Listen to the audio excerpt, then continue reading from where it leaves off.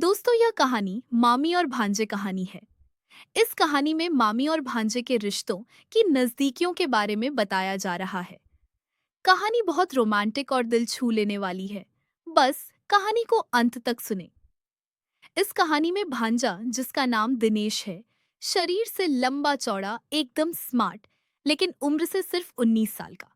उसके मामा राजीव बहुत अमीर थे। उन्होंने बहुत जल्दी बहुत पैसा कमा लिया था। उनकी कोई औलाद नहीं थी। मामा की उम्र 40 साल और मामी की उम्र 30 साल थी। मामी देखने में बहुत खूबसूरत और कमाल का शरीर रखने वाली थी। खूबसूरत आंखें, जिनमें कोई गहराई छिपी थी। कमर से नीचे तक लहराते घने काले बाल हमेशा खुले रहते थे। पर्सनैलिटी तो ऐसी थी जैसे कोई फिल्म की हीरोइन हो। दिनेश अपने मामा की शादी से पहले मामा के साथ बहुत रहा करता था, लेकिन शादी के बाद उसने मामा और मामी को नहीं देखा था। शादी को हुए भी करीब 5 साल हो गए थे, लेकिन उन दोनों की कोई संतान नहीं थी। शादी के बाद ही वे दोनों मुंबई चले गए थे, किसी काम के सिलसिले में। लगभग 5 साल बाद राजीव अपने भांजे दिनेश को फोन करके यह कहता है कि मैं बिजनेस के सिलसिले में कुछ समय के लिए बाहर जा रहा हूँ। जाने से पहले मैं तुमसे मिलना चाहता हूँ। राजीव किसी काम से दिनेश को अपने पास नहीं बुला रहा था, बल्कि यूं ही, क्योंकि काफी समय से वे दोनों नहीं मिले थे। राजीव भी मुंबई चला गया। वह अपने मामा से मिलकर बहुत खुश हुआ। राजीव ने मुंबई में ही एक मकान लिया था, जो बहुत ही खूबसूरत था। जब राजीव दिनेश को लेकर अपने मुंबई वाले घर पर पहुंचा, तो घर का सुंदर नजारा देखकर दिनेश आश्चर्यचकित रह गया। उसने सोचा कि मामा ने इतने कम समय में इतना पैसा कैसे बना लिया, क्योंकि शादी से पहले तो मामा यानी राजीव दिनेश के परिवार से भी गरीब था। लेकिन आज उसके पास अच्छा बंगला, अच्छी गाड़ियां, अच्छा बैंक बैलेंस और एक अच्छी सी पत्नी थी। दिनेश को अब अपने मामा से बात करने में झिझक हो रही थी। पता नहीं पैसे की ताकत थी, या लंबे समय बाद मिलने की वजह से स्वभाव में बदलाव की वजह। राजीव ने दिनेश के साथ अपना व्यवहार बिल्कुल भी नहीं बदला था। वह इस तरह उसके साथ बातचीत कर रहा था जैसे कि हमेशा किया करता था। वह घर के अंदर आया और सोफे पर बैठी अपनी मामी को देखा, जो किसी से फोन पर बात कर रही थी। होठों पर प्यारी सी मुस्कुराहट, खुले बाल और टाइट कपड़ों में बहुत ही सुंदर लग रही थी। शरीर ऐसा जिसे देखकर कोई भी बस देखता ही रह जाए। दिनेश भी उसे देखता ही रह गया। राजीव ने उसे छेड़ा। दिनेश, क्या देख रहे हो? ये मेरी पत्नी है और तुम्हारी मामी। चलो इन्हें नमस्ते कहो।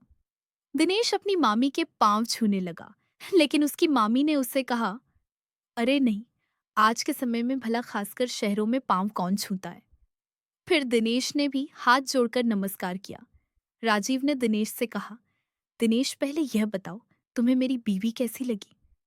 दिनेश ने मुस्कुराते हुए राजीव से कहा, मामा, सच कहूं तो मैंने आज तक इतनी खूबसूरत महिला को देखा ही नहीं है। राजीव ने दिनेश को छेड़ते हुए कहा, दिनेश, कहीं तुम पहली मुलाकात में ही मेरी बीवी को पसंद तो नहीं कर बैठे? दिनेश कहने लगा, अरे मामा, कैसी बातें कर रहे हो? दिनेश के चेहरे पर मुस्कुराहट थी, लेकिन ऐसा लग रहा था जैसे राजीव ने उसके मन की बात कह दी हो। फिर राजीव ने कहा, अरे दिनेश, शर्माते क्यों हो? क्या तुम अपने मामा को भूल गए हो? हम दोनों तो एक दोस्त की तरह है, हंसी मजाक तो चलता रहता है। सचमुच राजीव का स्वभाव उसके साथ पहले से ही ऐसा था।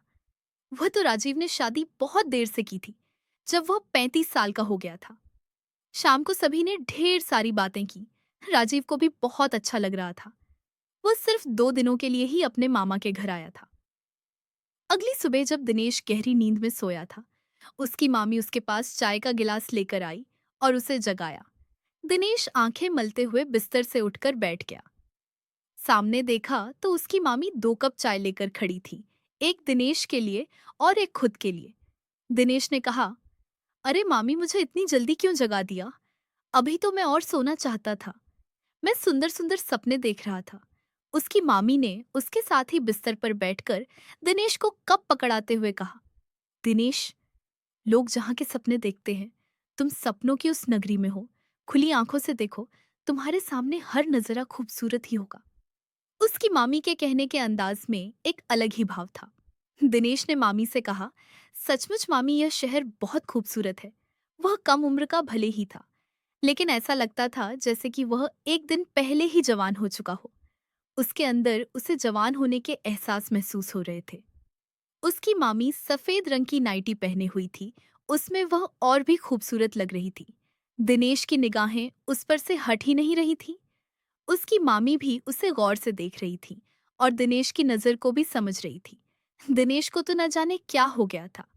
उसकी नजरें कई देर तक मामी की खूबसूरती को निहारने में लगी रहती। दिनेश की मामी ने दिनेश से कहा, अरे दिनेश, तुम मुझे इस तरह से क्यों देख रहे हो? कहीं मुझे नजर न लग जाए। मामी की बातें इस तरह की थीं जैसे वह किसी चीज के लिए दिनेश को खुद इशारा दे रही हो। फिर दिनेश ने पूछा, मामी मामा कहाँ गए हैं? क्या वह घर पर नहीं है? मामी ने उससे कहा, पहले घड़ी की तरफ देखो। सामने दीवार पर लगी घड़ी की सुई 10 बजे का समय बता रही थी। दिनेश ने हड़बड़ाते हुए कहा, अरे 10 बजे का समय बता रही थी। दिनेश ने हड़बड़ाते हुए कहा, अरे 10 बजे का समय बता रही थी। दिनेश ने हड़बड़ाते हुए कहा, अरे 10 बजे का समय बता रही थी। दिनेश ने हड़बड़ाते हुए कहा, अरे 10 बजे का समय बता रही थी। दिनेश ने हड़बड़ाते हुए कहा, अरे 10 बजे का समय बता रही थी। दिनेश ने हड़बड़ाते हुए कहा, अरे 10 बजे का समय बता रही थी। दिनेश ने हड़बड़ाते हुए कहा, अरे 10 बजे का समय बता रही थी। दिनेश ने हड़बड़ाते हुए कहा, अरे 10 बजे का समय बता रही थी। दिनेश ने हड़बड़ाते हुए कहा, अरे 10 बजे का समय बता रही थी। दिनेश ने हड़बड़ाते हुए कहा, अरे 10 बजे का समय बता रही थी। दिनेश ने हड़बड़ाते हुए कहा, अरे 10 बजे का समय बता रही थी। दिनेश ने हड़बड़ाते हुए कहा, अरे 10 बजे का समय बता रही थी। दिनेश ने हड़बड़ाते हुए कहा, अरे 10 बजे का समय बता रही थी। दिनेश ने हड़बड़ाते हुए कहा, अरे 10 बजे का समय बता रही थी। दिनेश ने हड़बड़ाते हुए कहा, अरे 10 बजे का समय बता रही थी। दिनेश ने हड़बड़ाते हुए कहा, अरे 10 बजे का समय बता रही थी। दिनेश ने हड़बड़ाते हुए कहा, अरे 10 बजे का समय बता रही थी। दिनेश ने हड़बड़ाते हुए कहा, अरे 10 बजे का समय बता रही थी। दिनेश ने हड़बड़ाते हुए कहा, अरे 10 बजे का समय बता रही थी। दिनेश ने हड़बड़ाते हुए कहा, अरे 10 बजे का समय बता रही थी। दिनेश ने हड़बड़ाते हुए कहा, अरे 10 बजे का समय बता रही थी। दिनेश ने हड़बड़ाते हुए कहा, अरे 10 बजे का समय बता रही थी। दिनेश ने हड़बड़ाते हुए कहा, अरे 10 बजे का समय बता रही थी। दिनेश ने हड़बड़ाते हुए कहा, अरे 10 बजे का समय बता रही थी।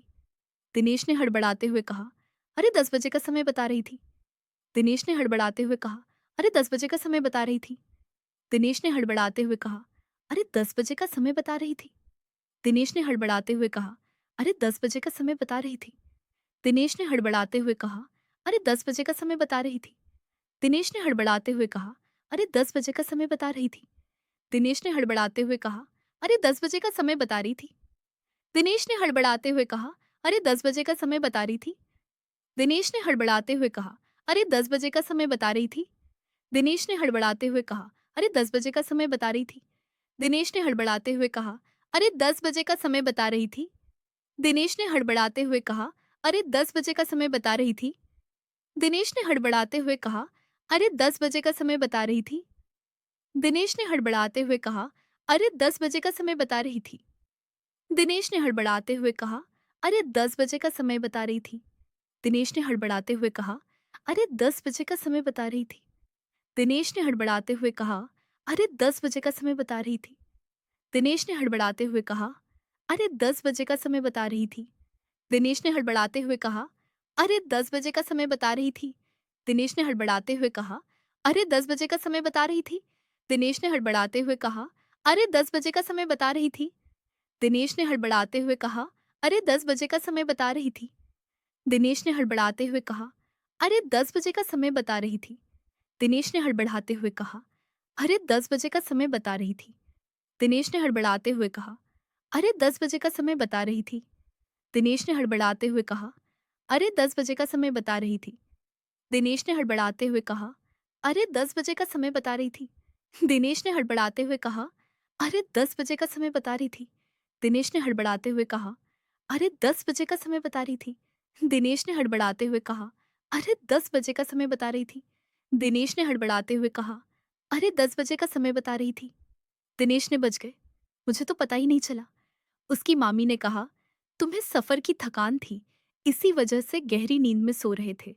जल्दी से फ्रेश हो लो, मैं नाश्ता तैयार करती हूँ। तुम्हारे मामा तो अपने काम से बाहर चले गए हैं। घर पर हम दोनों के सिवा और कोई नहीं। ऐसा कहते हुए मामी के होठों पर मुस्कुराहट और शब्दों में छुपे गहरे भाव थे जो दिनेश नहीं समझ पा रहा था। दिनेश अपनी मामी का दीवाना बन बैठा था, लेकिन उसके मन में डर था कि कहीं उसका यह दीवानापन मामी या मामा को पता न चल जाए, क्योंकि वह जब भी अपनी मामी को देखता तो कुछ सेकंड के लिए देखता ही रह जाता। सचमुच वह थी ही इतनी सुंदर। दिनेश बाथरूम में फ्रेश होने चला गया और उसकी मामी नाश्ता तैयार करने लगी। कुछ ही देर बाद डाइनिंग रूम में दोनों ने नाश्ता भी किया और ढेर सारी बातें भी। दिनेश अपनी मामी के साथ अब अच्छा घुल मिल गया था। वह मामी के साथ भी मजाक करने लगा, जैसे कि अपने मामा के साथ किया करता था। नाश्ता करते समय ही मामी ने दिनेश से कहा, दिनेश, जब से तुम आए हो तब से जब भी मुझे देखते हो अपनी नजरों को ही गड़ा लेते हो। तुम मुझे इस तरह से क्यों देखते हो?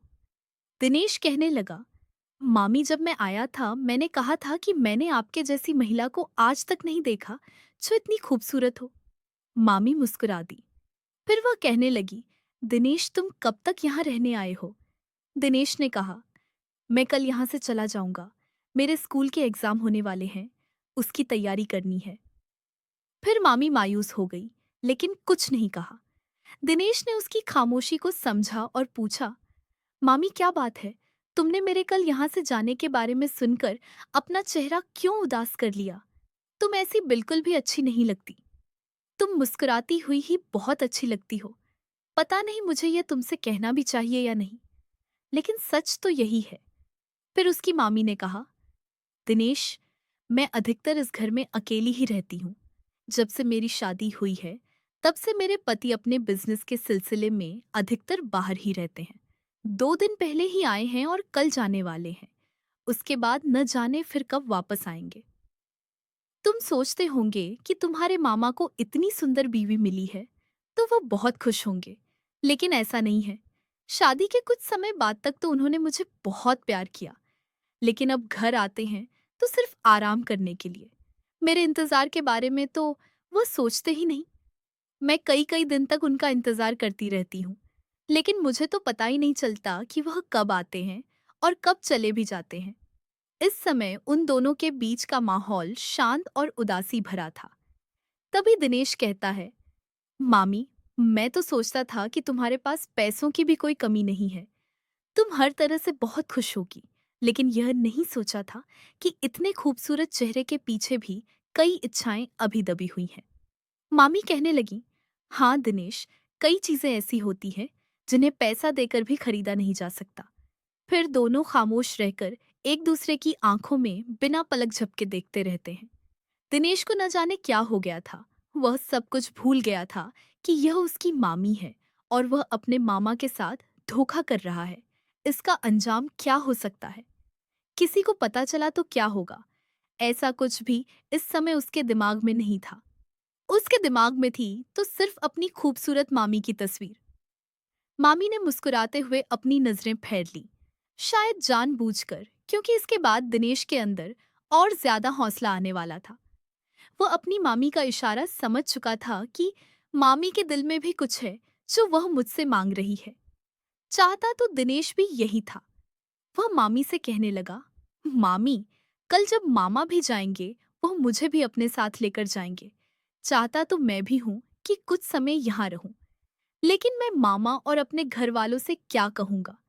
क्या मामा मुझे तुम्हारे साथ यहाँ रहने देंगे? दिनेश की बातों में स्पष्टता थी। उसकी मामी ने कहा, दिनेश, अगर तुम कुछ समय मेरे साथ यहाँ रहना चाहते हो तो मैं कोई ना कोई रास्ता निकाल लूंगी। तुम्हें 1-2 दिन के लिए नहीं, बल्कि कई दिनों के लिए यहाँ रहने का मौका मिल जाएगा। फिर दिनेश भी खुश हो गया। खुशी में उसने अपनी मामी के हाथों को पकड़ लिया और धीरे से उन्हें चूम लिया। उसकी मामी ने आंखें बंद कर ली।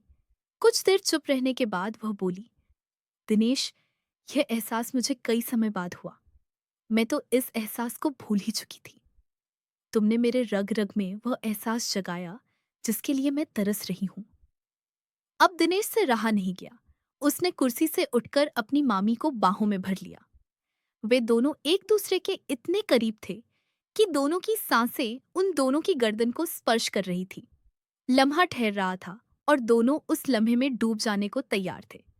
धीरे धीरे उन दोनों की हरकतें बढ़ने लगी। दिनेश की मामी दिनेश से कहने लगी, दिनेश, बस अब रुक जाओ, इतने आगे बढ़ना अभी ठीक नहीं। वह उसके अंदर उस जोश को और ज्यादा बढ़ाना चाहती थी जो वह दिनेश के अंदर महसूस कर रही थी। दिनेश तो सोच भी नहीं सकता था कि इतनी खूबसूरत महिला उसकी बाहों में है और उसके लिए यह किसी सपने से कम नहीं था।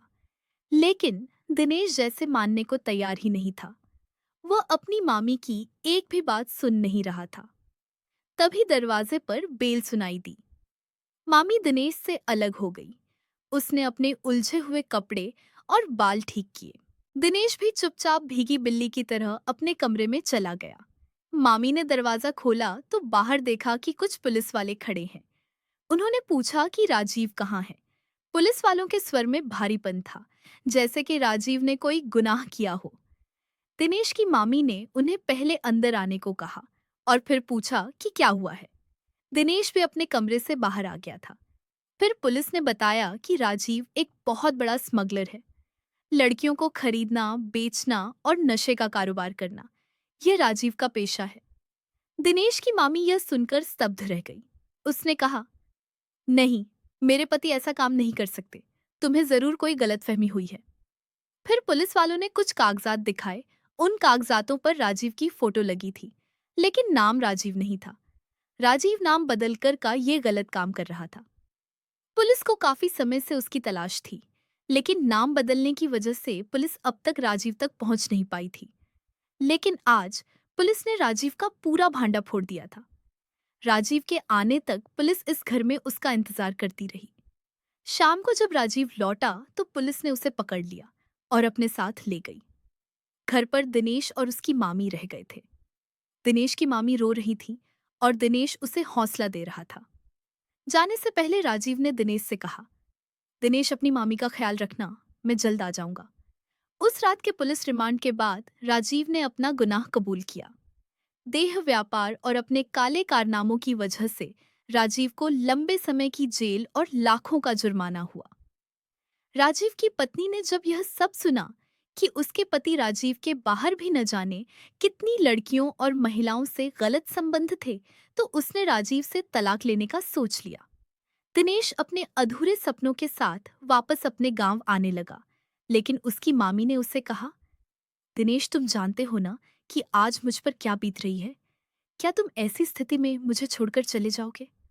दिनेश ने कहा, मामी, मैं तो चाहता हूं कि मैं तुम्हें जिंदगी भर अकेला ना छोड़ूं, लेकिन घर वालों को क्या जवाब दूं? फिर दिनेश की मामी ने कहा, दिनेश, क्यों ना हम दोनों शादी के बंधन में बंध जाए।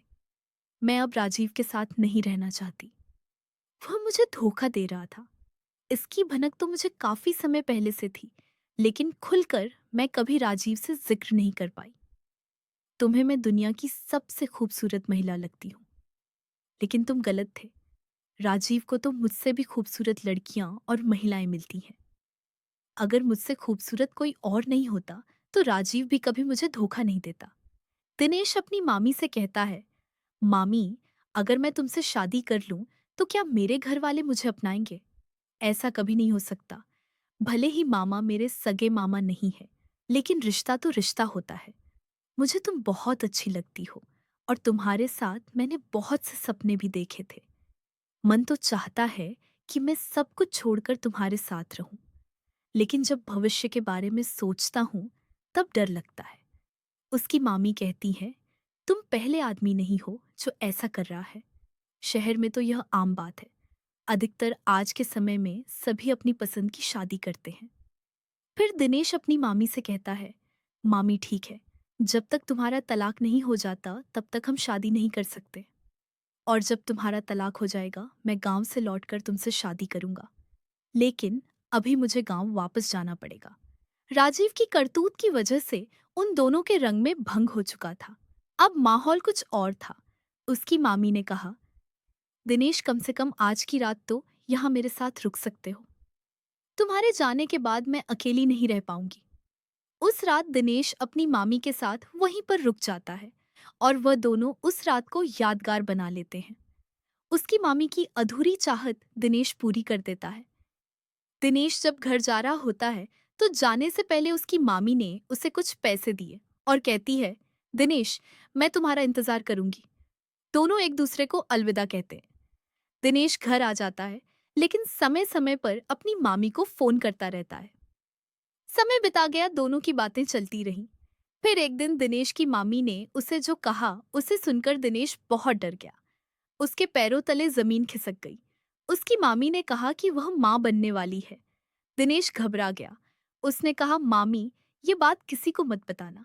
लेकिन मामी ने कहा, दिनेश, मैं नहीं चाहती कि तुम्हारे मामा को यह पता चले कि मैं मां बनने वाली हूं, वरना वह यह तो समझ ही जाएंगे कि मैं किसी और के बच्चे को अपने पेट में पाल रही हूँ, और साथ ही मुझे उससे तलाक लेने में भी बहुत दिक्कत आ जाएगी। इसलिए मैं चाहती हूँ कि यह बात तुम्हारे मामा को पता न चले। दिनेश सोचने लगा कि अब क्या किया जाए। घर वालों को पता चला तो वह पता नहीं क्या करेंगे। उसने सोचा कि अगर मामी को हमेशा के लिए पाना है तो अपने घर में बात करनी ही होगी। लेकिन किस तरह से, यह उसकी समझ नहीं आ रहा था। उसने अपनी मामी को दिलासा दिया कि वह इस बारे में कुछ ना कुछ निर्णय निकाल ही लेगा। दिनेश ने अपने घर में मम्मी पापा से कहा कि एग्जाम होने के बाद वह शहर अपने मामा के घर चला जाएगा और वहां रहकर मामा के बिजनेस में मदद करेगा। उसके पापा ने उसे जाने के लिए इजाजत भी दे दी, क्योंकि उन्हें भी पता था कि राजीव कोई अच्छा बिजनेस कर रहा है, जिससे उसने बहुत कम समय में बहुत पैसा कमा लिया था। जल्द ही दिनेश के एग्जाम भी हो गए और वह अपने गांव से वापस अपनी मामी के पास मुंबई आ गया। वह अपनी मामी को सरप्राइज देना चाहता था, इसलिए उसने आने से पहले अपनी मामी को फोन भी नहीं किया। वह बहुत खुश था। उसके मन में बहुत सी जिज्ञासा थी अपनी मामी से मिलने की और अपने अधूरे अरमानों को पूरा करने की, जो वह रात में पूरी नहीं कर पाया था। जब वह अपनी मामी के घर पहुंचा, उसने दरवाजा खटखटाने की कोशिश की, लेकिन दरवाजा जरा सा हाथ लगाते ही खुल गया। वह अंदर से बंद नहीं था। वह चुपचाप धीरे धीरे कदमों के साथ अंदर चला गया। उसे कहीं मामी नहीं दिखाई दी। वह मामी के कमरे की तरफ बढ़ा। कमरे से अजीब अजीब सी आवाजें आ रही थीं, जो दिनेश की मामी की ही थी। दरवाजे में अंदर से कुंडी लगी हुई थी। दिनेश अंदर झांककर देखना चाहता था, इसलिए उसने एक कुर्सी पर खड़े होकर दरवाजे से ऊपर बने रोशनदान से अंदर झांककर देखा तो वह भौंचक्का रह गया। उसने अंदर देखा कि उसकी मामा और मामी खेल रहे हैं। दिनेश सोचने लगा कि मामा तो जेल में थे, फिर यहाँ कैसे? कुछ ही दिन पहले तो मामी से बात हुई थी। मामी ने तो ऐसा कुछ भी नहीं बताया था कि मामा वापस भी आ गए हैं। उसने सोचा शायद मामा मामी से बात होने के बाद किसी दिन आ गए होंगे। उसकी नजरें उन दोनों पर से हट नहीं रही थी। तभी उसने देखा कि मामा और मामी का खेल खत्म होने के बाद मामा ने उठकर टेबल पर और दीवार की एक तरफ लगे कैमरे को उठाकर लाया। वह सारा खेल कैमरे में रिकॉर्ड कर रहे थे। रोशनदान में पतली जाली लगी हुई थी। अंदर की आवाज साफ साफ सुनाई दे रही थी। फिर मामा ने मामी को वह वीडियो दिखाई जो कैमरे में रिकॉर्ड हो रहा था। मेन रिकॉर्ड की थी। दिनेश के पैरों तले जमीन तो तब खिसक गई जब उसने मामी को ये कहते सुना कि उनकी यह वीडियो खूब वायरल होगी। हमने खेल को अलग अलग अंदाज में खेला है और वीडियो भी अच्छे से बनी है। दिनेश आधी बातें तो समझ चुका था, लेकिन कुछ बातें थीं जो उसकी समझ नहीं आ रही थी। जैसे कि उसकी मामी ने कहा था कि वह माँ बनने वाली है, लेकिन देखने से तो बिल्कुल भी नहीं लगता था कि वह माँ बनने वाली भी थी, क्योंकि पेट तो एकदम खाली था। वह समझ चुका था कि मामा और मामी इस तरह की वीडियो बनाकर पैसा कमाते हैं। ये सब देखकर दिनेश का मन उदास हो गया था। वह घर से मन बनाकर आया था कि हमेशा अपनी मामी के साथ रहेगा, लेकिन यहाँ का नजारा देखकर उसकी समझ नहीं आ रहा था कि वह अब क्या करे। वह चुपचाप कमरे से बाहर निकला और अपनी मामी को फोन किया। मामी ने फोन उठाया। दिनेश कहने लगा, मामी, मैं सोच नहीं सकता था कि तुम्हारे खूबसूरत चेहरे के पीछे का छिपा असली राज क्या है। उसकी मामी कहने लगी, क्या हुआ दिनेश, कैसी बातें कर रहे हो? तुम कौन से राज की बात कर रहे हो?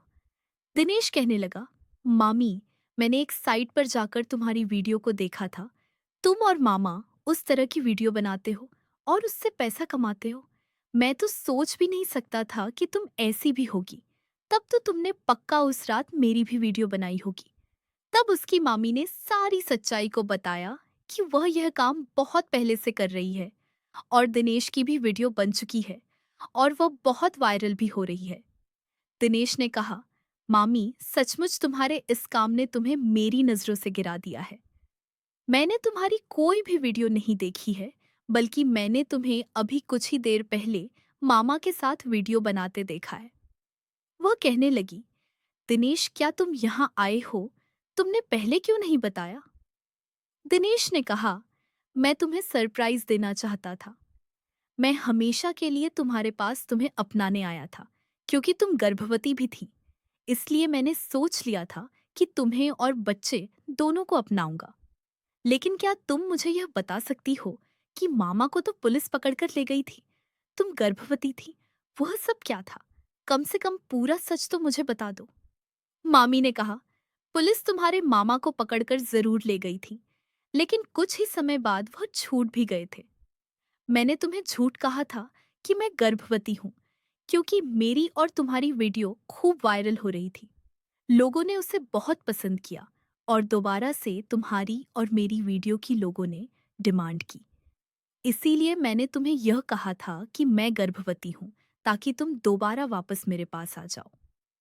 मैं तुम्हारे साथ और कई वीडियो बनाना चाहती थी। तुम्हारे मामा भी इस साजिश में शामिल थे। उन्हें हमारी पिछली वीडियो के बारे में भी पता है। वे खुद भी कई लड़कियों के साथ इसी तरह की वीडियो बनाते हैं। दिनेश कहने लगा, तुम कैसी पत्नी हो जो इस तरह का काम अपने पति से भी करवाती हो और तुम्हें कोई दिक्कत भी नहीं होती? वह कहने लगी, मैं तुम्हारे मामा की कोई पत्नी नहीं हूं, बस हम दोनों काफी समय से यही बिजनेस कर रहे हैं। लोगों के लिए हम पति पत्नी हैं, लेकिन हम दोनों अपना अपना बिजनेस कर रहे हैं वीडियो बनाकर। दिनेश के सामने पूरी सच्चाई सामने आ गई थी। कुछ भी छुपा नहीं था। वह सोच रहा था कि अगर वह सरप्राइज देने के चक्कर में मामी के पास नहीं आता, तो वह खुद एक बड़ी मुसीबत में फंस जाता। दिनेश ने ऊपर वाले का धन्यवाद किया, जो उसे आने वाली मुसीबत से पहले ही पूरी सच्चाई का पता लग गया। उसने अपने कदम बिल्कुल भी नहीं रोके और वह वापस मुंबई से अपने गांव आ गया। एक बुरे सपने की तरह सपनों की नगरी को छोड़कर हमेशा हमेशा के लिए। उसे सबक मिल चुका था कि एक खूबसूरत चेहरे के पीछे भी काला सच हो सकता है। किसी पर भी आंख बंद करके विश्वास नहीं करना चाहिए, चाहे वह कोई अपना ही क्यों ना हो। तो दोस्तों, ये थी दिनेश और उसकी मामी की कहानी। उम्मीद करती हूँ कि यह कहानी आपको जरूर पसंद आई होगी। कहानी में अंत तक बने रहने के लिए आप सभी का बहुत बहुत धन्यवाद। चैनल पर पहली बार आए हो तो प्लीज चैनल को सब्सक्राइब अवश्य करिएगा, क्योंकि मेरे इस चैनल पर आपको इसी तरह की रोमांटिक कहानियां मिलती रहेगी। जल्द मिलती हूँ अगली बार किसी और रोमांटिक कहानी के साथ। तब तक के लिए नमस्कार।